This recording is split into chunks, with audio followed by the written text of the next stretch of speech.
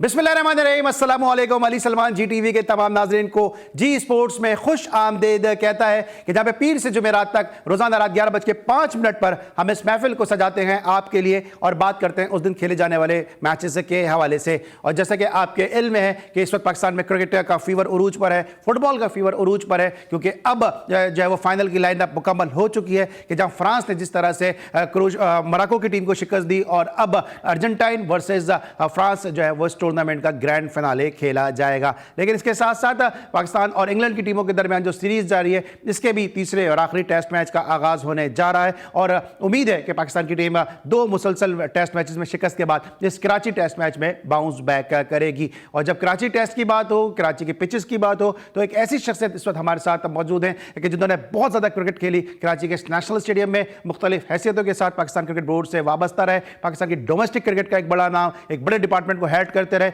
और जो सबसे बड़ा इनका खासा है, जो मुझे बड़ा मुतासिर करता है, वो ये है कि जब जब पाकिस्तान के अंडर 19 प्लेयर्स ने परफॉर्म किया, पाकिस्तान के जूनियर प्लेयर ने परफॉर्म किया, तो ये इनका डिपार्टमेंट इनकी रिकमेंडेशन पे वो पहला डिपार्टमेंट होता था कि जो उन प्लेयर को हायर करता था। अगर आप सलमान बट की बात करते हैं, अगर आप खालिद लतीफ की बात करते हैं, अगर आप हमाद आजम जैसे प्लेयर की बात करते हैं या दीगर ऐसे प्लेयर्स की बात करते हैं, तो इनके डिपार्टमेंट वो डिपार्टमेंट था जिन्होंने सबसे पहले इन प्लेयर्स को प्रोफेशनल क्रिकेट खेलने के मौके फराहम किए। और एक जबरदस्त इनके डिपार्टमेंट ने जो स्पोर्ट्स कॉम्प्लेक्स भी तामीर किया और यही वजह है कि पाकिस्तान की फर्स्ट क्लास क्रिकेट के जो मैचेस कराची में होते हैं, कोई सीजन ऐसा हो नहीं सकता कि उनके ग्राउंड पे वो मैचेस ना हो। तो पिचेस की तैयारी के हवाले से, आउटफील्ड के हवाले से भी इनका बड़ा वसी एक्सपीरियंस है। मेरे साथ मौजूद है बेंगलोर के हीरो और हमारे लिए बहुत ही काबिल एहतराम और हम बड़े इनके मशहूर हैं कि अपनी गुनागू मसरूफियात में से उन्होंने हमारे शो के लिए वक्त निकाला।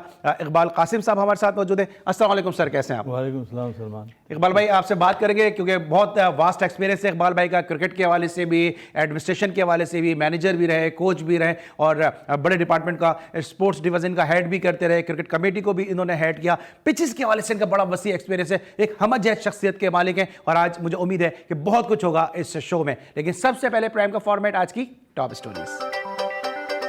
पाक इंग्लैंड टेस्ट सीरीज के आखिरी टेस्ट के लिए दोनों टीमों की नेशनल स्टेडियम में भरपूर प्रैक्टिस। आखिरी टेस्ट की जीत न्यूजीलैंड के खिलाफ सीरीज की तैयारी में मदद देगी। जो गलतियां की कोशिश होगी कि इसको ना दोहराए इमामुल हक। केन विलियमसन ने न्यूजीलैंड की टेस्ट कप्तानी छोड़ने का ऐलान कर दिया। दौरा पाकिस्तान के लिए टिम साउथी टीम की क़यादत करेंगे। PSL 8 के प्लेयर ड्राफ्ट की तकरीब कराची में जारी। आप सोच भी नहीं सकते इस बार PSL कितना बड़ा होने वाला है। रमीज राजा। बाबर आजम सिर्फ पाकिस्तान ही नहीं दुनिया का बड़ा खिलाड़ी है। बाबर आजम की मौजूदगी से पेशावर ज़ल्मी को फायदा होगा। इंज़मामुल हक। जॉन बुथा PSL 8 के लिए कराची किंग्स के हेड कोच मुकर्रर। फुटबॉल के आलमी कप के फाइनल लाइनअप हो गई। दिफाई चैंपियन फ्रांस ने फाइनल मार्के में जगह बना ली। फैसला कुन मार्के में फ्रांस का मुकाबला अर्जेंटीना से होगा। मेसी इस वक्त शानदार फॉर्म में है। वर्ल्ड कप फाइनल में उनका मुकाबला करने की कोशिश करेंगे फ्रांस कोच डिडियर डेशम। जी नाज़रीन, ये थी आज की टॉप स्टोरीज। और जिस तरह मैं पहले बात कर रहा था कि इकबाल कासिम साहब का एक बड़ा वसी एक्सपीरियंस है और नेशनल स्टेडियम कराची में इन्होंने 9 टेस्ट मैचेस में 44 विकेटें हासिल की हुई हैं। तो इकबाल भाई से जानेंगे कि अब इस टेस्ट मैच में होना क्या चाहिए। इकबाल भाई, जो गुज़िश्ता 2 टेस्ट मैचेस खेले गए, हम वहाँ पर पिच प्रॉपर बना नहीं सके या अपनी स्ट्रेंथ के हवाले से पिच नहीं बना सके या पिच को देखते हुए हम कॉम्बिनेशन वो नहीं बना सके, रहा क्या इन 2 टेस्ट मैचेस में? मेरा अपना ख्याल है अली, बात यह है कि विकेटें जो है ना, जैसे पिंडी का ग्राउंड है या कज़ाफ़ी स्टेडियम है, तो ये वो ग्राउंड हैं जहाँ पर हर किस्म की विकेट बन सकती है। अच्छा। क्योंकि इनकी नेचुरल वहाँ पे ग्रीनरी भी है, पिचों के ऊपर रहती है, हार्डनेस भी है और ये सेंटर बड़े मकबूल है जहाँ माजी में बड़े बड़े फास्ट बॉलर ने आउट भी किए हैं। और पिंडी का तो ख़ास तौर पे आपको पता है कि बहुत ही मशहूर है कि वहाँ पे गेंद जो है ग्रीन विकेटें होती है, बड़ा स्विंग होता है, बहुत ज़बरदस्त होता है। ये ठीक है, ये हर होस्ट कंट्री जो होता है उसका राइट होता है कि वो विकेट जैसे अपनी पसंद के हिसाब से, अपनी स्ट्रेंथ के हिसाब से बनाए। मगर ICC क्योंकि अब इंटरवीन करती है तो उसने एक इंटरनेशनल सेटअप स्टैंडर्ड सेट किया हुआ है। उसमें यही है कि बिल्कुल ऐसी विकेट ना हो कि जी फैसले 2 दिन में हो जाएं या ऐसी विकेट ना हो कि फैसले हुए ही ना। तो इस टाइप की कुछ ऐसी चीज़ें हैं जो वो मार्क करते हैं कि भाई उसके ऊपर ही फैसले भी होते हैं। तो पाकिस्तान में भी मेरा ख्याल है जो विकेटें हैं ये हम बना सकते हैं, हार्ड विक्ट्री बना सकते हैं, अपनी स्ट्रेंथ के हिसाब से हमने बनाने को बोलते हैं। प्रॉब्लम सिर्फ इतनी आती है कि अगर हम अपने ग्राउंड स्टाफ को या अपने जो मैनेजर्स हैं ग्राउंड्स के, उनको कहते हैं कि आप विकेट बनाओ, तो विकेट बनाने के लिए उनके पास प्रॉब्लम सिर्फ ये आ जाती है कि उनको ये इतना आइडिया नहीं होता है कि वो जो स्पिन विकेट बनाना चाहते हैं तो वो स्पिन विकेट को फिर कैसे बननी चाहिए। 5 दिन का मसला होता है। विकेट जो है वो प्रॉपरली ऐसी कोई चीज़ नहीं है जिसको आप ये कह दें कि यार मैंने जो विकेट बनाई, अनलेस एंड अनटिल की बिल्कुल टर्नर बना दें या बिल्कुल ग्रीन बना दें, फिर तो आप अपने मर्ज़ी की टीम खिला सकते हैं और अपनी मर्ज़ी का रिजल्ट ले सकते हैं। मगर आप ये कहें कि 2 दिन 3 दिन ये ऐसा खेलेगी फिर वैसा खेलेगी, ये ऐसा नहीं होता। पाकिस्तान में जो विकेटें हैं वो बन सकती हैं, अच्छी कंड्यूसिव फास्ट बॉलिंग के लिए भी बन सकती हैं और अच्छी बैटिंग के लिए भी बन सकती है। अच्छा इकबाल भाई, ये हर इलाके का एक अपनी एक क्लाइमेटिकल कंडीशंस होती है, एक अपनी आबो हवा होती है। अब पिंडी की जो पिच, इस तरह अभी आपने भी कहा बड़ा वास्ट एक्सपीरियंस है आपका, खेले भी हैं, खिलाया भी है आपने, है कि उसका एक अपना बिहेवियर है उस पिच का, या कद्दाफी का एक अपना बिहेवियर है, नेशनल स्टेडियम का एक अपना बिहेवियर है। अगर हम उसको छेड़छाड़ करने की कोशिश करें, उसको अननेसेसरी उसके बिहेवियर को तब्दील करने की कोशिश करें, तो ये आपको नहीं लगता कि फिर वो चूचू का मुरब्बा एक चीज़ बन जाएगी, जो आप बनाना चाह रहे हैं वो भी नहीं बन पाएगी, और जो माजी में उसका ट्रेडिशन रहा है वो भी खराब कर देंगे हम? होता यही है। देखिए, महीने 15 दिन पहले से ग्राउंडमैन जो है वो विकेट बना के तैयार करके रखता है, उसकी बेस बना लेता है। अब बाद में जब आपका जो स्टाफ, जो क्रिकेट का टीम का स्टाफ है या कोचेज़ हैं या कप्तान है या बोर्ड के जो अहदेदारान हैं, वो इंस्ट्रक्शन देते हैं कि साहब इसको विकेट को टर्नर बना दो या इसको ऐसा कर दो कि बैटिंग के लिए साजगार हो जाए, फिर वो कन्फ्यूजन का शिकार हो जाता है पूरा ग्राउंड स्टाफ भी और वे भी। फिर वो कभी या तो रोल ज़्यादा हो जाता है या तो कभी रोल कम हो जाता है, तो वो फिर वो जो उसकी जो नेचुरल जो बना रहा होता है वो सारी चीज़ें ख़त्म हो जाती हैं। ठीक है, अभी मोहम्मद यूसुफ का एक स्टेटमेंट आया है कि जी पिच जो है कराची की स्पिनर्स को सपोर्ट करेगी, कुछ इसमें पैचेस भी नजर आ रहे हैं, लेकिन साथ साथ उन्होंने ये कहा कि मैं पिच का एक्सपर्ट नहीं हूं। भाई तो अगर आप पिच के एक्सपर्ट नहीं है तो आप इस फैसले को किस तरह देखते हैं कि during the test match Multan छोड़ के वो मुल्तान जो पिंडी का टेस्ट मैच छोड़ के वो मुल्तान चले गए पिच देखने के लिए, तो ये तजाद नहीं है इन दोनों स्टेटमेंट में? ये तो फिर अब मैनेजमेंट की का फॉल्ट है ना कि सब जाके विकेटों के ऊपर जब इंस्ट्रक्शन देंगे तो फिर विकेट का बिहेवियर जो है ना वो ना ही में ना शी में वाला हिसाब किताब हो जाएगा।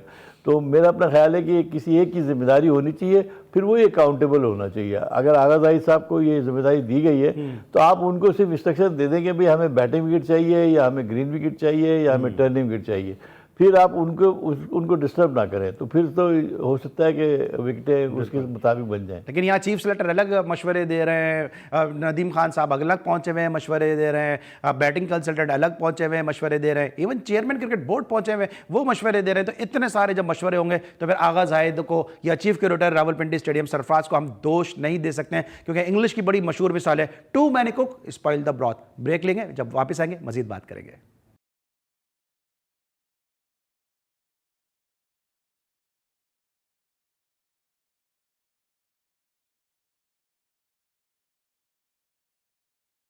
Welcome back after the break. और हमारे साथ आज मौजूद हैं बेंगलोर के हीरो इकबाल कासिम साहब कि जिनकी शानदार स्पिन बॉलिंग के बगैर पाकिस्तान की लेफ्ट आर्म स्पिन बॉलिंग का तस्करा कभी भी मुकम्मल नहीं होगा, कि जिस अंदाज से इन्होंने अपनी प्रूफ रेप गेंदों से माजी में इंग्लिश टीम को अपने जाल में फंसाते रहे। और जब इंग्लिश टीम की मैं बात कर रहा हूं तो आज ही का वो दिन था कि जब वो टेस्ट मैच खेला गया इंग्लैंड और पाकिस्तान के दरमियान लाहौर में, कि जो एक हंगामा आराई की नजर हो गया। और उस टेस्ट मैच में भी जो ड्रॉ पे खत्म हुआ, इकबाल भाई ने 3 विकेटें हासिल की थी। और वो टेस्ट मैच इसलिए भी यादगार था कि उसमें अब्दुल कादिर साहब मरहूम, अल्लाह पाक उनकी मगफरत फरमाए, करवट उनको जन्नत नसीब अता फरमाए, कि उनका डेब्यू मैच था। और बात कर रहे हैं स्पिन बॉलिंग के हवाले से, तो इकबाल भाई अब ये जो कराची में टेस्ट मैच खेला जाएगा इसमें बहुत ज़्यादा बात हो रही है कि कॉम्बिनेशन को बदलना चाहिए, शान मसूद को खिलाना चाहिए, सरफराज को देखना चाहिए, क्योंकि 2 टेस्ट मैचेस आप हार चुके हैं, सीरीज आप हार चुके हैं, और साथ साथ जो टेस्ट चैंपियनशिप है उसकी फाइनल की दौड़ से भी बाहर हो चुके हैं, तो एक्सपेरिमेंट कर लेना चाहिए।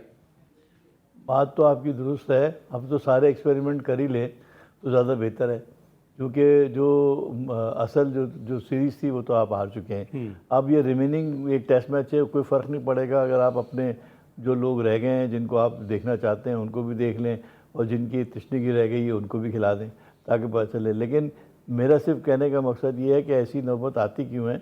हम अपनी जो अगर हम स्पिन विकेट पे खेलने जाते हैं तो स्पिनर्स तो पूरे होने चाहिए ना, स्पिनर्स भी पूरे नहीं होते हैं। और फास्ट बॉलिंग के बैटिंग के लिए खेलने जाते हैं तो फिर वो फास्ट बॉलर के लिए जाते हैं तो फास्ट बॉलर भी पूरे नहीं होते हैं।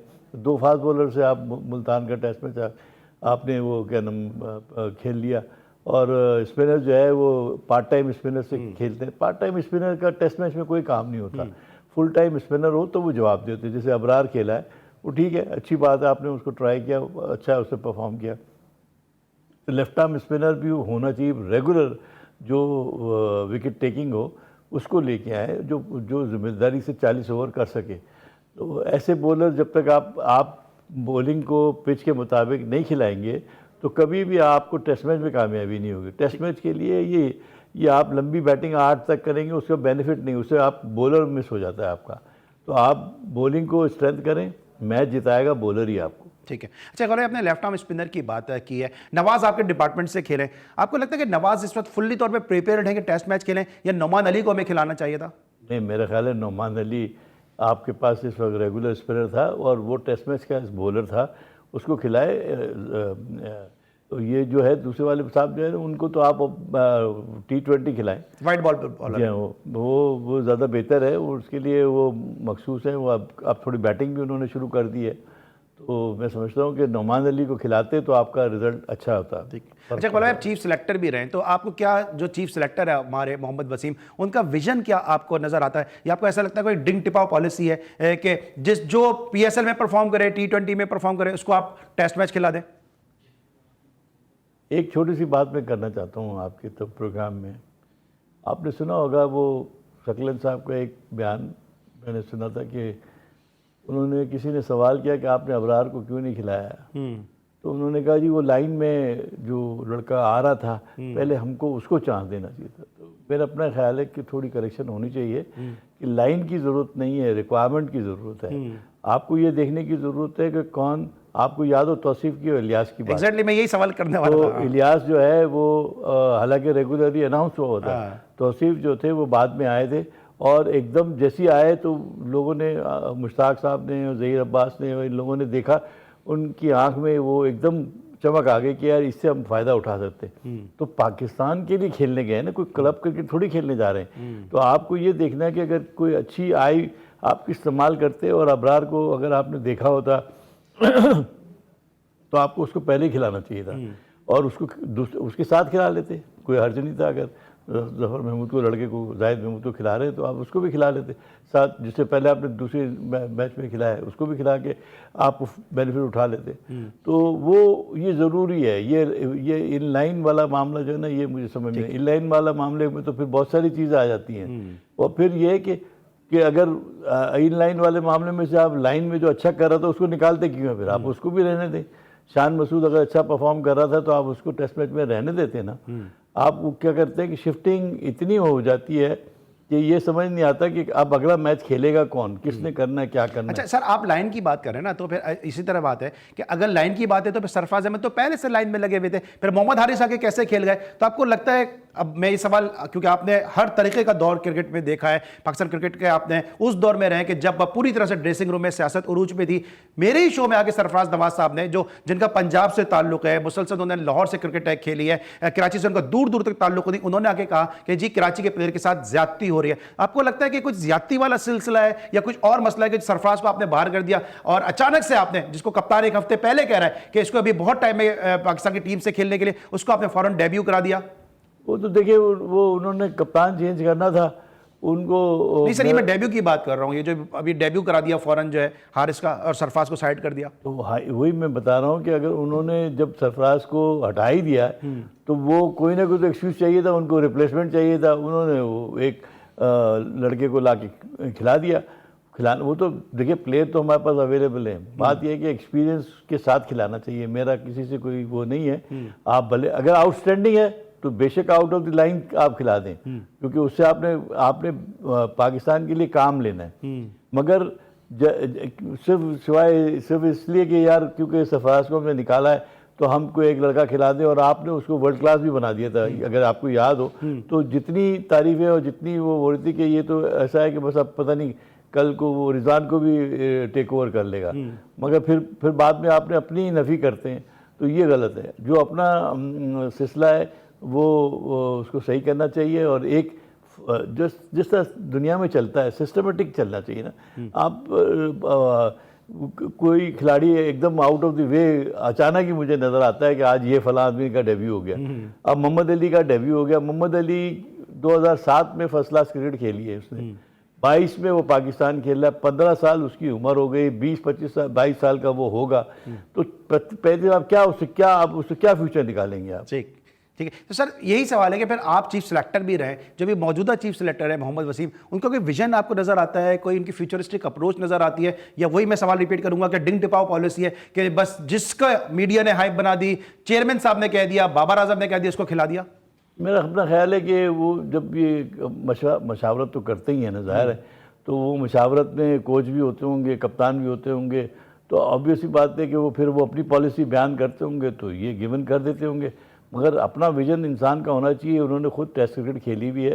टेस्ट क्रिकेट में आप रेगुलर बॉलर के बगैर नहीं जा सकते यार। आप पूरे टेस्ट मैच में आप एक फास्ट बॉलर, एक आधा फास्ट बॉलर और एक स्पिनर पार्ट टाइम और एक रेगुलर स्पिनर, आप कैसे, हाउ कैन यू एक्सपेक्ट कि आप उनको आउट कर लोगे, इतनी एक्सपीरियंस लंबी टीम को, जब तक कि मुकम्मल हथियार, मुकम्मल आपके पास साजो सामान नहीं होगा, आप किसी के ऊपर अटैक नहीं कर सकते। ठीक है। और इकबाल भाई, वो हमारे प्लेयर हैं, हमारा वो सितारा है, हमारे वो हीरो हैं कि जिन्होंने ना सिर्फ खून बहाया, पसीना बहाया, बल्कि खून भी इन्होंने पाकिस्तान के लिए बहाया। मुझे याद है जब इनको नाइट वॉचमैन भेजा गया तो बॉब विलिस का बाउंसर बगैर हेलमेट के खेल रहे थे, बॉब विलिस का बाउंसर इनके सर पे लगा, खून हो गए, लेकिन उसके बावजूद जो है पाकिस्तान के लिए डटे रहे, खड़े रहे। लेकिन अभी हमने देखा कि सलमान आगा सिंगल लेते हैं और जो है वो एक्सपोज कर देते हैं टेल एंडर को। ये जो पाकिस्तान की टीम में एक नजर आ रही है सेल्फिश अप्रोच के, अपने अंदर रन करें, नंबर 1 चले जाए, नंबर 2 बन जाए, आईसीसी की जो रैंकिंग है उसमें बेहतर हो जाए, टीम में वो रिजल्ट सामने नहीं आ रहे हैं।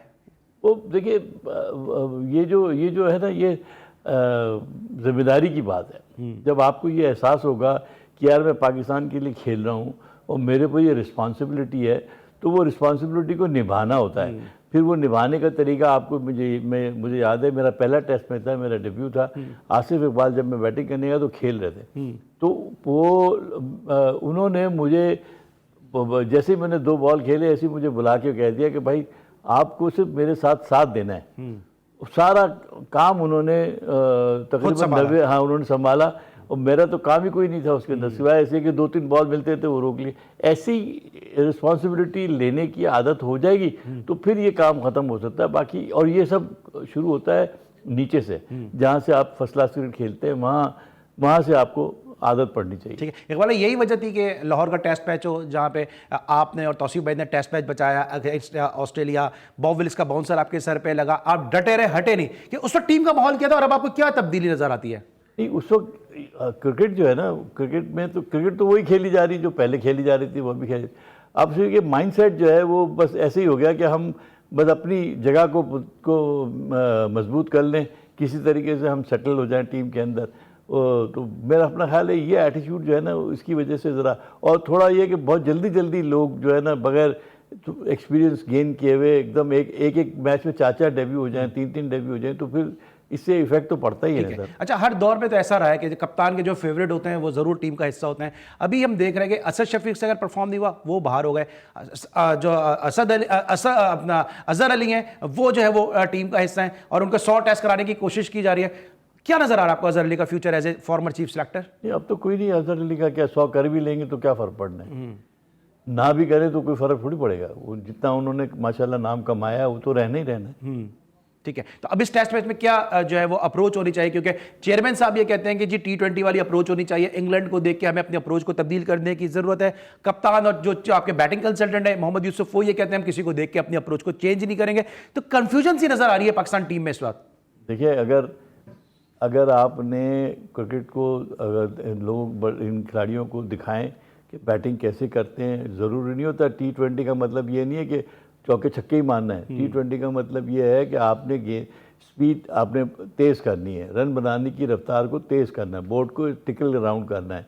वो टिकल अराउंड करने में ये नहीं कि आप चौके ही मारेंगे तभी रन होंगे। तो ये हो हमारे लड़के जो है इसको दूसरा मतलब ले रहे हैं। वो जो जा रहा है मारने के चक्कर में जा रहा है, जो जा रहा है मारने के जा रहा है, तेज़ खेलने के चक्कर में। तेज़ ऐसा नहीं है, तेज़ का मतलब ये होता है कि आप एक्यूमुलेट करते जाएं, बॉल डॉट बॉल खेलने की कम कोशिश करें, सिंगल इक्के दुक्के रन लेते रहें और स्कोर बोर्ड को चलाते रहें, ताकि स्कोर बोर्ड चलता रहेगा। जितना चलता रहेगा उतना प्रेशर दूसरी टीम पे पड़ता है, आप पे नहीं पड़ता। ठीक है, हम बात कर रहे हैं पाकिस्तान और इंग्लैंड के दरमियान टेस्ट सीरीज के हवाले से, पाकिस्तान क्रिकेट के हवाले से डिस्कस कर रहे हैं। इस वक्त हम लेंगे ब्रेक, जब ब्रेक के बाद वापस आएंगे तो इकबाल कासिम साहब की कप्तानी का एक्सपीरियंस को भी शेयर करेंगे और बाबर आजम की कप्तानी को किस तरह से ये रेट करते हैं, इस पर बात करेंगे एक छोटे से ब्रेक के बाद।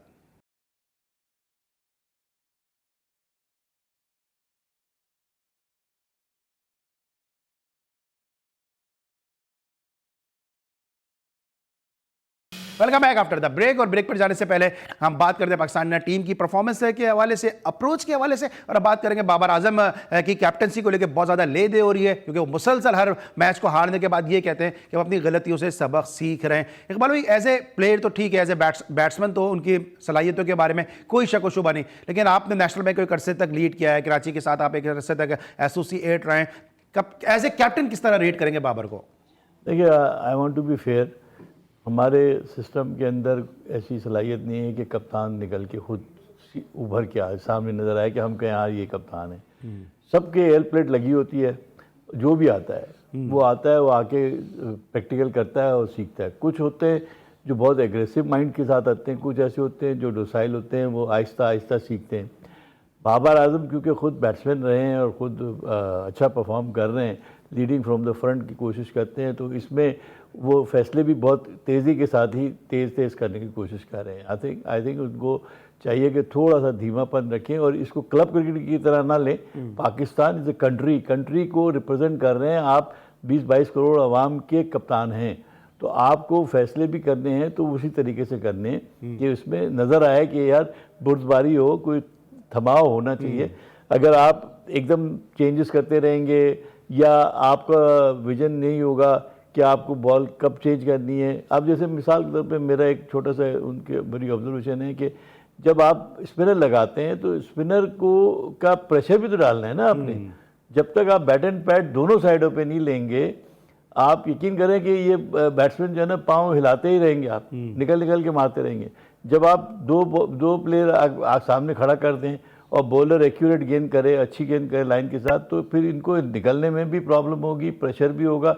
और इस तरह से बहुत सारी चीज़ें हैं जो फील्ड प्लेसिंग की हैं। टेस्ट मैच के अंदर तो सारा है ही काम यही, आपको रीड करना होता है बैट्समैन को कि वो कैसे खेल रहा है, फिर वीकनेसेस देखनी होती हैं और आपके बॉलर्स की पोजीशन देखनी होती है कि कब फास्ट बॉलर को मुझे दोबारा लाना है, कब नया बॉल लेना है। तो ये बहुत सारी चीज़ें जो सीखने के साथ वक्त के साथ सीखता है। तो मेरा अपना ख्याल है कि अगर बाबर साहब जो हैं वो जो फैसले कर रहे हैं थोड़ा सा धीमा करके रहें और कंसल्टेशन करें अपनी टीम मैनेजमेंट के साथ। ठीक है। अच्छा इकबाल भाई, कैप्टनसी की बात हो रही है तो बतौर लेफ्ट आर्म स्पिनर आपको कितना ये देख के अफसोस हुआ या दुख हुआ कि जब इंडिया के खिलाफ मैच में नवाज आखिरी ओवर कर रहे हैं और जो आप बात करेंगे प्रेशर डालना चाहिए बैटर के ऊपर और विकेट कीपर हमारे वहां खड़े थे जहां फास्ट बॉलर के लिए खड़ा होना चाहिए, वो मेरा ख्याल है उसके स्पिन तो नहीं करा रहे थे, वो तो फास्ट बॉलिंग करा रहे थे। तो यही तो आपकी स्ट्रेंथ छोड़ दी ना आपने। मैंने कहा ना कि आपको क्या आप इसको क्लब की तरह ना चलाएं ना। पाकिस्तान की टीम है यार, तो आप तो जगह सही होती है इससे कि आपने एक स्पिनर है उसको आपने फास्ट बॉलर बना दिया, वो ओकेजन नहीं है, लास्ट ओवर चल रहा है, तो आप उससे तो या तो आपकी कैलकुलेशन गलत हो गई है या आपने सही जो डिस्ट्रीब्यूशन था ओवर्स का वो नहीं किया। तो ये भी प्रॉब्लम आती है। ये सब चीज़ों को ये बड़ा इसे लर्न करना चाहिए, इसका नोटिस लेना चाहिए। कोचेस को चाहिए उसको एजुकेट करें, उसके साथ बैठें, उससे बात करें क्या क्या खामियां हैं। अब तो गोरे पता नहीं रुल रहे हैं रोडों के ऊपर। अच्छा, आपने गोरों की बात की तो अब गोरे भी तो आगे हमारे डोमेस्टिक सिस्टम का हिस्सा बने और रमीज राजा साहब कह रहे हैं कि अभी तो इब्तिदा है और प्ले और आएंगे और आगे हमें और क्रिकेट सिखाएंगे। बिलाल शिफायत मुझे याद है कस्टम से जिस तरह वो खेलने के लिए आते थे अपने एक्सपेंस के ऊपर, वो आके आज हमें क्रिकेट सिखा रहे हैं। तो ये जो क्रिकेट में हो रहा है कि आप फॉरेन कोचेस को लेकर आ रहे हैं, इंग्लिश कोचेस को लेकर आ रहे हैं और आपके अपने जो प्लेयर हैं वो रुल रहे हैं। नहीं वो इंशाल्लाह बेरोजगारी और बढ़ाए, ठीक है ना। और जितने भी आपके जो क्रिकेटर्स हमारे खेले हुए तो वो उन लोगों को सोचना चाहिए जो बड़े बड़े नामी गिरामी क्रिकेटर जो बैठे हुए कमेंट्रियाँ कर रहे हैं, इनको ये मुंह क्यों बंद करके बैठे हुए, बोले आवाज़ तो उठाएं। नहीं सर, आप नामी गिरामी की बात कर रहे हैं, आपको लगता है इस वक्त बोर्ड में कोई नामी गिरामी है? एक एक दो मैच खेलने वाले तो लोग बोर्ड में इस वक्त डोमेस्टिक चला रहे हैं। वो चला रहे, लेकिन उनको कम से कम सोचना चाहिए यार। पाकिस्तान के एक तो यहाँ पर बड़ी प्रॉब्लम हो रही है, ऊपर से ये सारे जो है छोटी छोटी मैचों में क्लब क्रिकेट के अंदर और लोकल फर्स्ट क्लास क्रिकेट के अंदर कोचेस को लाके खड़ा कर दिया बाहर से लाके।